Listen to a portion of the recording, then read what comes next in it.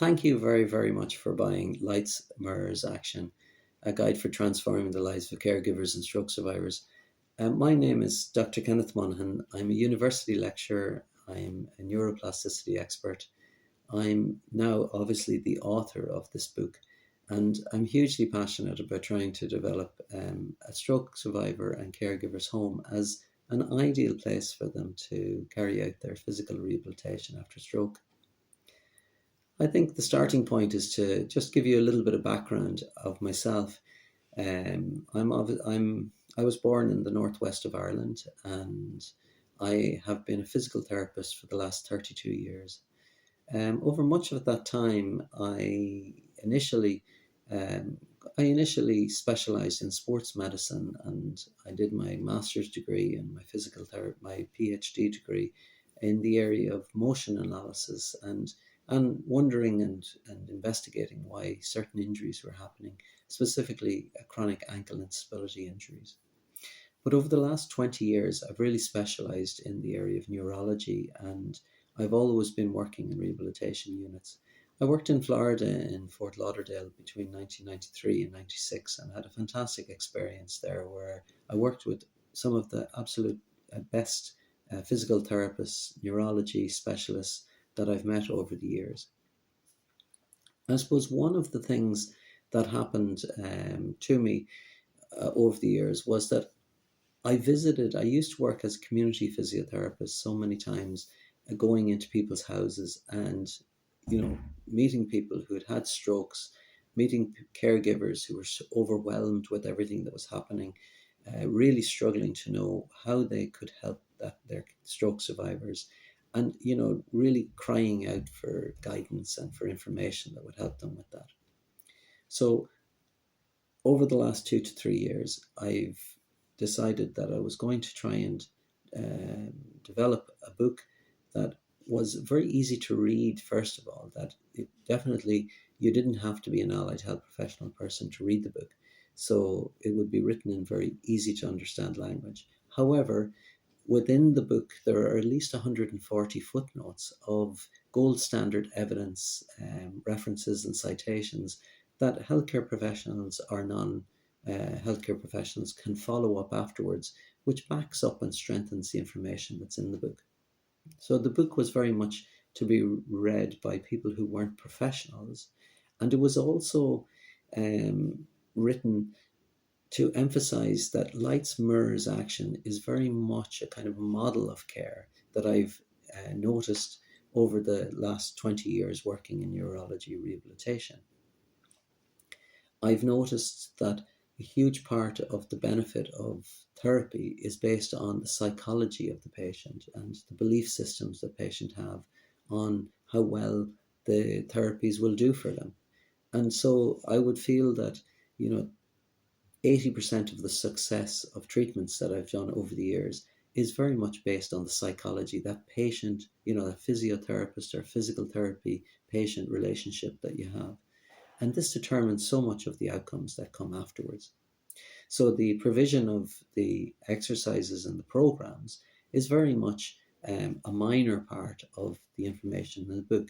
So much more is the priming or the kind of preparation of the patient, the stroke survivor, so that they're geared, they're kind of already energized, and they're really creating an environment in their body that allows neuroplasticity and allows recovery to take place. And I over the last 12 years, I've developed a neuroplasticity research group within the Atlantic Technological University, where I work as a university lecturer. And over the last 12 years, I've had at least 10 to 15 research students. Six of them have graduated with their PhD degrees, some with master's degrees, and all of the projects they've been working on have been projects that have been trying to develop, care for stroke patients. Some involve medical devices, some involve new models of care, and all of it I've been trying to involve within Lights, Mirrors, Action in a cost-effective way. So the therapies that we've been concentrating on have very much been mirror therapy, cross-education effect, sensory substitution effect. And I have been able to suggest cost effective, literally $10 to $15 would buy the equipment that can allow these to be carried out in your own home. Now, as a disclaimer to Lights Mirrors Action, I will admit that there is no golden ticket therapy out there that gets a stroke patient or a stroke survivor 100% recovered after they've had a stroke. There is no one therapy. However, there are at least 30 different safe therapies that have been mentioned.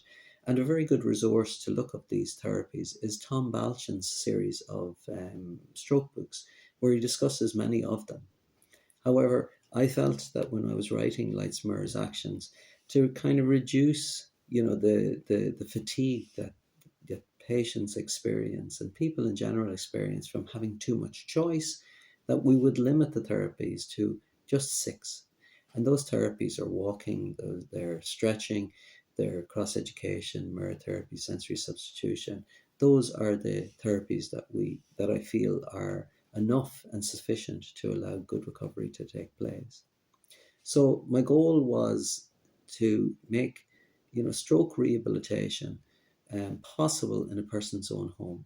Make it so straightforward, make it cost effective, so that it can be done without the need to purchase fancy equipment, without the need to purchase expensive equipment, that there was enough that a person could do if they had the confidence and if they had the guidance and if they knew how to explain certain things to their stroke survivor, if they knew how to explain an understanding of how therapies work and why they will work, and just explaining and talking and building a better relationship between caregivers and stroke survivors, that it would really enhance the relationship between those people. So I mentioned in Lights, Mirrors, Action that there was a very defining moment one time when I read a book by Malcolm Gladwell called Outliers, and it was the first time I had read about the 10,000 hours rule for meaningful practice. So the idea that if you want to become an expert in any area of life, then if you do 10,000 hours of meaningful practice, you give yourself the best chance. And Malcolm Gladwell discusses this, and it's a very interesting principle. And when I read about that, and with my experience of stroke rehabilitation and the need to carry out rehabilitation for longer and for as long as possible, I knew that this principle could be applied to repetitive practice and to stroke recovery. And so that was one of the goals within Lights, Mirrors, Action as well, to try and get that principle across. And coincidentally, and very fortuitous for me, was that only in the last few months, the UK and the Irish Stroke Association clinical guidelines have come out and said that, patients should really be aiming to do at least 3 hours, 2 to 3 hours of exercises, therapies in their own home, which involve repetitive practice. The guidelines also state that it doesn't matter how long it's been since a patient has had their stroke, they are still capable of creating neuroplasticity in their brains and getting physical recovery. And that is so positive, and that should be something that is discussed between you as a caregiver and your stroke survivor at all times. And Lights, Mirrors, Actions discusses this. So thank you very much for buying the book. And that's just a little bit of background on myself and what motivated me to try and write it. I absolutely love working in this area and meeting people who benefit with some of the therapies that we're discussing is it's so rewarding to me, and I really love working in this space. So thank you for listening, and if you want more resources, please go to my website, which is www.lightsmirrorsaction.com, and there you'll find some more videos, you'll find some more worksheets, PDF documents, extra resources that help with the actual book chapters themselves. So thank you for buying the book, and thank you for listening.